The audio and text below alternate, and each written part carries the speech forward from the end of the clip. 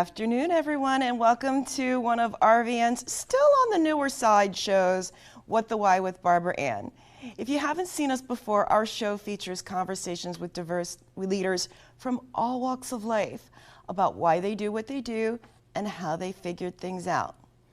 Maybe at some point in your life you felt stuck and you wanted to get unstuck, or maybe you were sick and tired of feeling sick and tired in your career or your business or your company or your life. Well, one thing all of our guests have in common with you is that at some point along the line, they felt similarly and they decided to do something about it, and today's guest is no exception.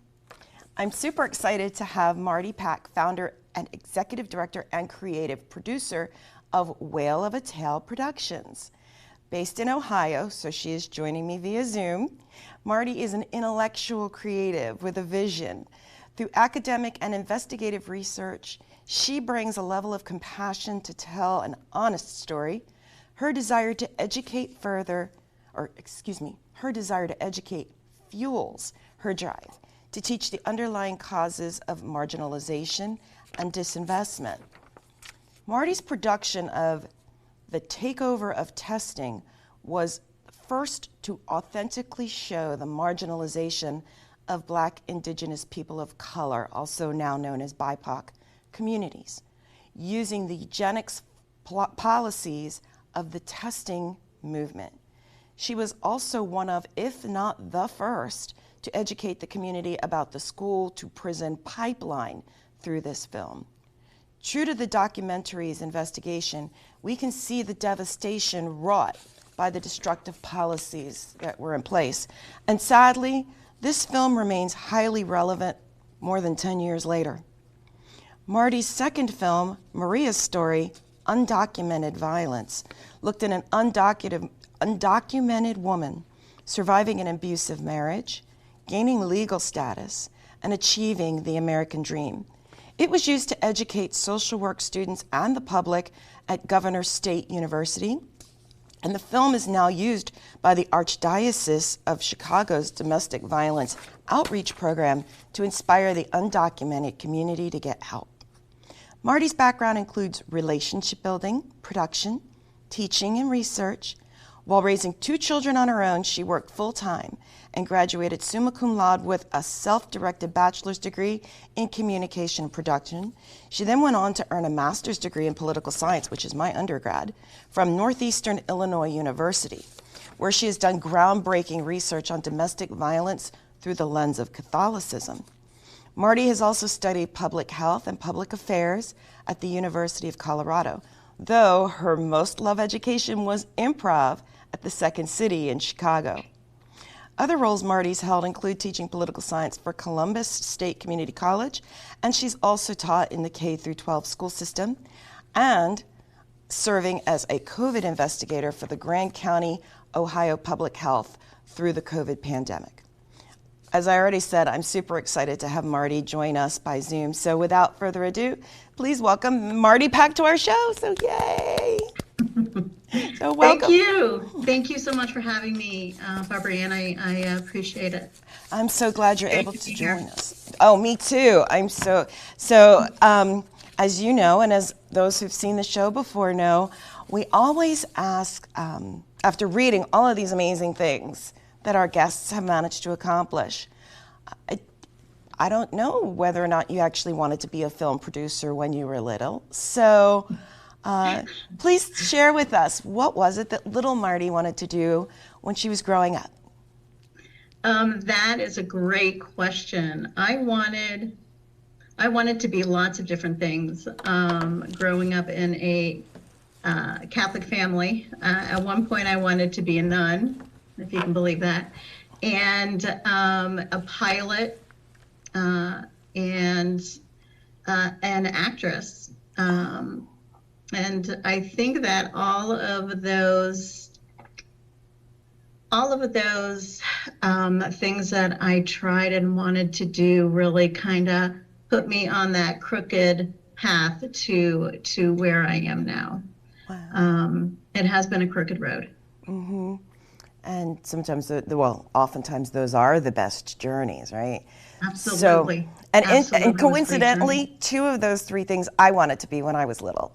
And even today, now when somebody says, well, if you could have a superpower, what would it be? I'm like, I want to fly. So yes, and definitely wanted to be an actress too. So probably one of the reasons why we connected. So how did you get from the little person who went back and forth between being a nun, a pilot, an actress, and countless other things to founding and running your own production company? Wow, that is that's a story. So we've got time. No. if I get off too far, pull me back in, my ADHD brain. But I really have to say it was the birth of my 2 kids when I was 30 and 31, and they're 8 days short of a year apart. So I didn't sleep for a very long time. But with being a new mom and not having an education and being in these jobs that were just miserable for me, I wanted to show them, right, that they could do anything, and we can be all that we want to be, right? So I did a lot of soul searching in the first couple of years, and I decided to go back to school and get a BA. The vast majority of my undergrad was in women's studies, and I have to say that really opened my eyes. That really opened my eyes. And another thing we have in common. Yeah, not a vast majority, really, but I had a women's studies as a concentration. Really yes, astonishing. Mm-hmm. Yeah, how crazy our society is. Yeah, right. When it comes to women and women and marginalization. Yes. And how we're supposed to be and act. And I could see that going back through my childhood and family relations and all that played in. And so that's really what got me started on my intellectual journey. So I got my BA, and that's when I did my first documentary, looking at education policy. And I came home. My child came home visibly upset about a test that they did not have to take until the following year. And I was looking for a project to do in order to finish my degree. And I started investigating and looking into and talking to experts and talking to professors and community leaders. The Chicago Teachers Union made connections there and really delved into how these new policies were really being used to shut down public schools, mm-hmm. open private schools, mm-hmm. How they were being used to really take money out of the public coffers and put it into private hands. Now, if I can interrupt for 1 second, just for context, what time frame was this? Like, was this during the Common Core time frame, or was this even before that? This is when testing, the testing policy first came into play. Okay. It looked at. It was before Common Core, and it really was. The administration, it was the Obama administration, mm-hmm. and what they were doing really was using a eugenics view mm-hmm. of school and how do we help kids? How do we help? That's what we are all about, right? Mm-hmm. We want to educate our children. Right. So these policies, however, weren't doing that. They wanted to take numbers, just look strictly at numbers, see who was doing good, what schools were doing good, and then if they weren't, pull their funding, Mm-hmm. shut them down. Mm-hmm. So it really was the beginning of what you see now Yep. with where we are at with the teacher shortage, Uh-huh. right? Absolutely. So these policies, it didn't take into account any social, political, economic Yep. Issues that BIPOC communities, poor communities were dealing with. So of course, then you're going to have public schools being shut down and these kids being marginalized even further, which is what happened. Yep. Yeah, and you're absolutely right. yeah. I mean, the work that I do in some of the communities that I've served in over my course of my career, the damage I got to see in that context, but I also even got to see it to some extent in my own family because my son is neurodiverse. And so right off the bat, they put him in classes that he really didn't need. He went backwards. We fought with the school, and we had the means to hire an attorney. I mean, so many families did not. Yeah. And the conversations with all my friends that were in education, everybody was being forced to teach to a test instead of actually teaching real skills that would be used and needed. And we still saw that continuation on top of that of pushing everybody on a college track, where I pretty much knew from before he ever even went to school, my son marched to his own drum. He was never going to go college track. And he was going to do something different, and he is, and he's fantastic at it. But yeah, I am totally with you. I didn't mean to interrupt per se, but it's something that I am also very passionate about. I agree 100%. But my kids are different too, and I think that one of the reasons that their generation has a lot of anxiety is because when they were babies, yes, right, when they were so little, we put all this pressure on them to perform, and we fought over positions in good schools. It really did. I believe that is one of the reasons why we have such a big anxiety issue with the generation. Yeah. So you take on this project, this massive project, and I guess you've hinted a little bit at some of the things you have uncovered along the way, but if you could share a little bit more about what you learned during that time frame, in addition to the fact that a lot of these policies help contribute to redirecting funds that really were needed in some schools, under the premise that they would be used to help equalize, and in fact, really in many instances did the opposite. Yeah, what was happening was that public school money was being diverted to private institutions, to charter schools, to new special schools for children, and what it did was really disenfranchise these kids. They didn't get a good education.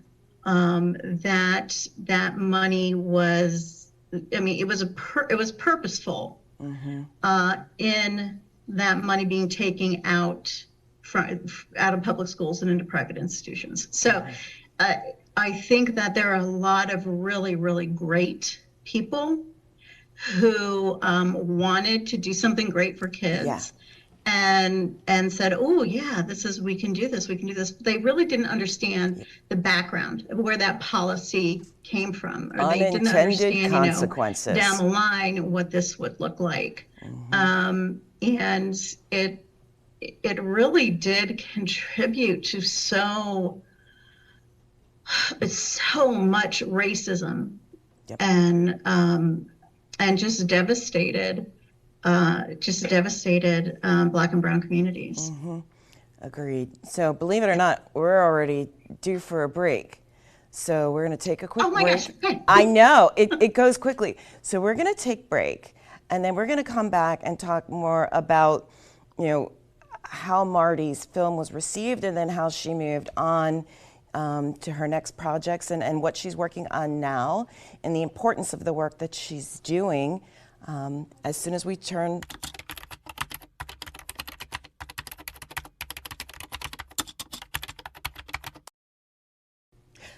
Welcome back to What the Why with Barbara Ann, and today's very special guest, Marty Pack, CEO and wearer of many hats with Whale of a Tale Productions. Before the break, Marty was telling us about her first film and some of the lessons that she learned and things that were uncovered as part of that process.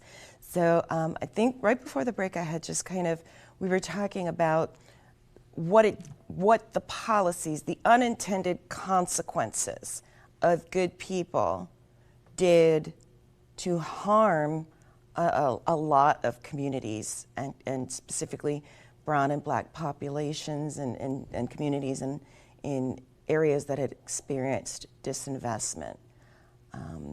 So I think you had another thought right before I interrupted you to go to break.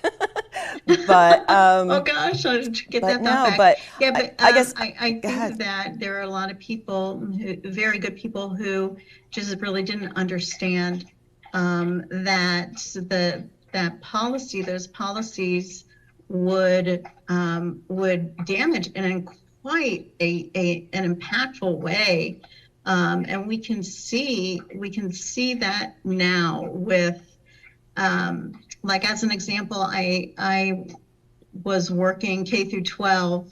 I intentionally took a teaching position, substitute teaching positions in 2018, and went to the very rich suburbs and very poor inner city classrooms. So in the very upper crust neighborhoods in Ohio, you would go into the classroom and open up the cupboards, and there's like any color you could ever want or imagine of construction paper, right, in this classroom. And then, the next day I'd go into downtown, Columbus, where all the poor kids went. And in one of them, they didn't even have a pencil sharpener that worked. Okay, so it breaks my heart, and it really is so frustrating that the attention that these policies, were doing, we weren't paying attention.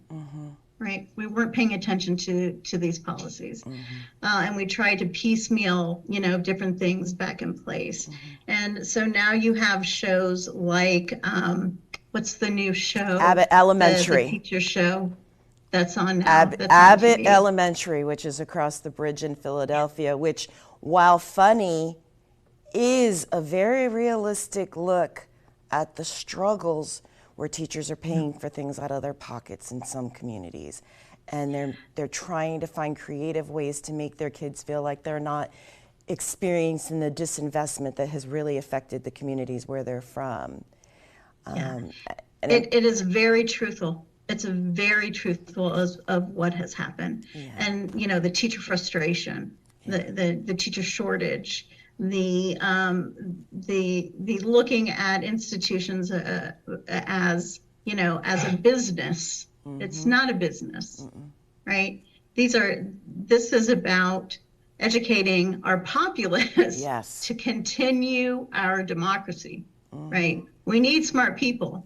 We need people with all kinds of different skills, especially now with global warming and everything that we need. Our economy needs to switch, right? So we need people with these different skills, and they need to be smart, and they need to understand, and they need to think critically.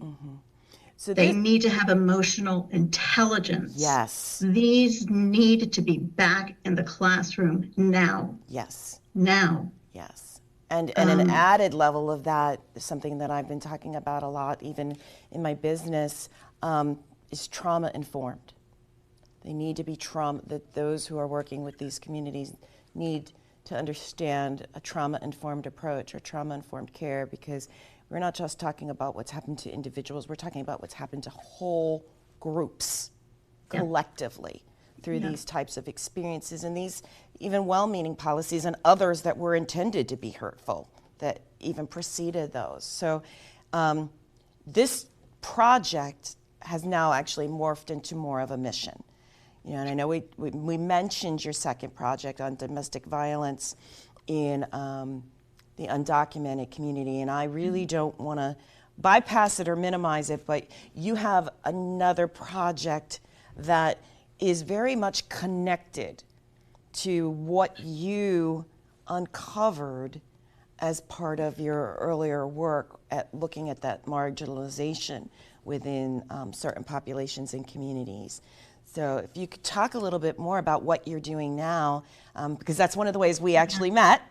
I would but love it's it. also very important, very, very important work.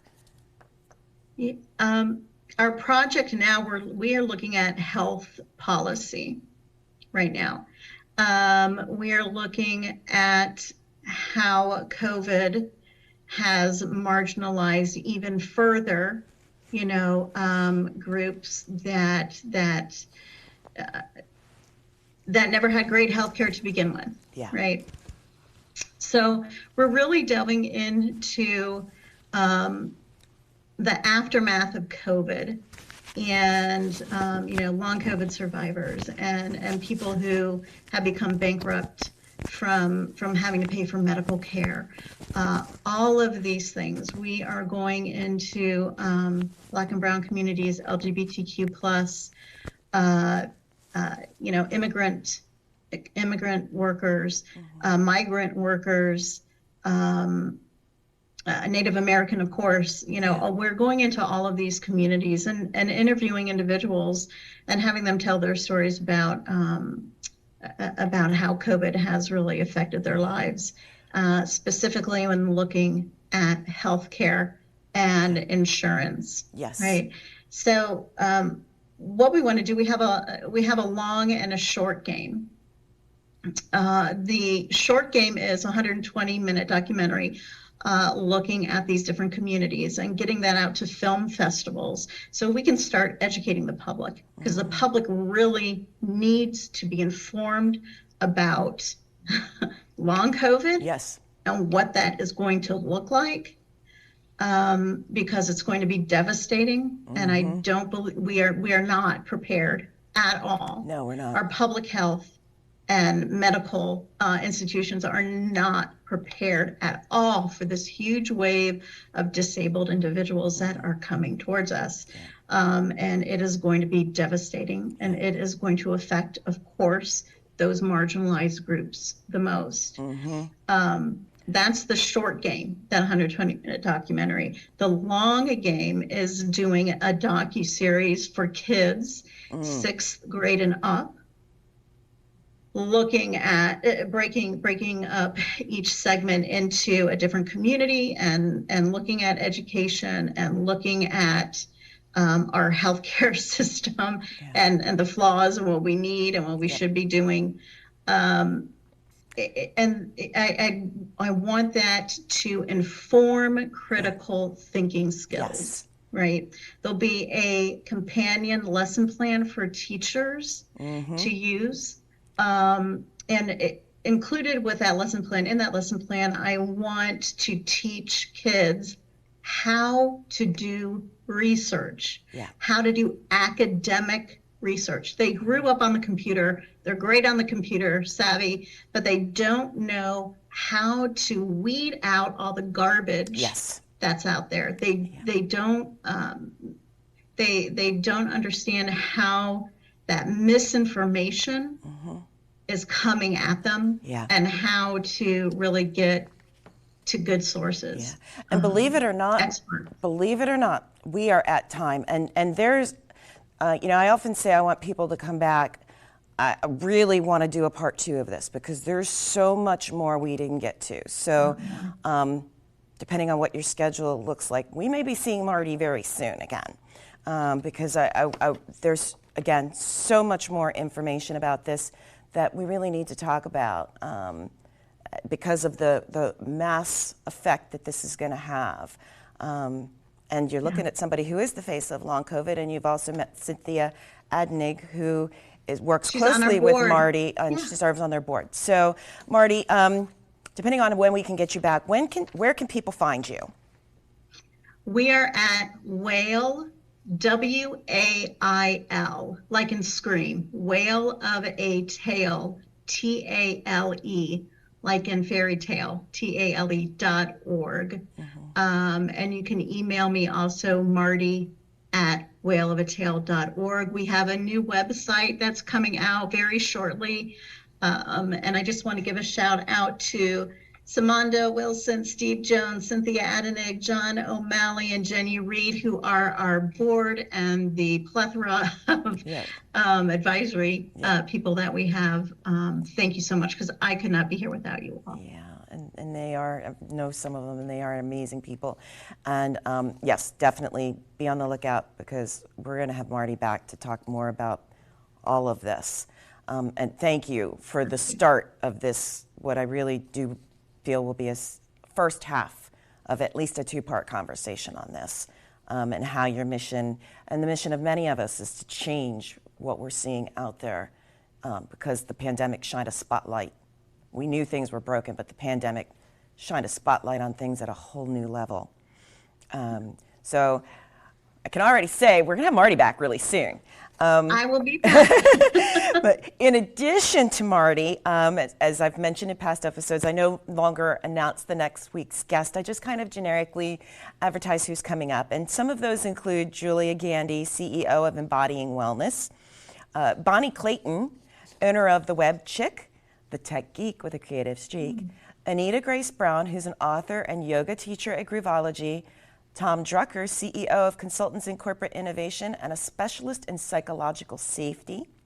And then Lisa Hillerin, author and owner of Lisa Hillerin LLC, my first ever guest on What the Why, who's coming back to update us on her recent transitions and celebrate her graduating with her master's degree before she turns 60 in November. Please believe me when I say you don't want to miss what Marty's going to come back and share with you as part of part 2. As well as what any of our other upcoming guests have to say about their journeys. Also, please check out my appearance as a guest last week on RVN's Unwinding Stress with Dr. Kevin. A few months ago, I was on Defining Moments with Her Biz and host Ellen Herbert. And then our recent repeat guest, Ian Hanley, has a new show called Taylison's Magical Tales. So you want to check those out on rvn.com and Roku. And please, as a reminder, What the Why airs live on Tuesdays and Thursdays at 1 p.m. and Mondays at 3:30 p.m. Eastern Time, and is also, again, available on demand and on Roku. So whether you're looking to make changes in your life, no matter how big or small, in your career or in your schooling, whatever pivot you want to make, please join us again for more informational and important conversations with guests like Marty, who you will be hearing from again. Guests who wanted to make changes and found a way to overcome whatever challenges or obstacles and even fears in some instances were in their path, both real and perceived, to achieve whatever they wanted to do, find their purpose, and live it.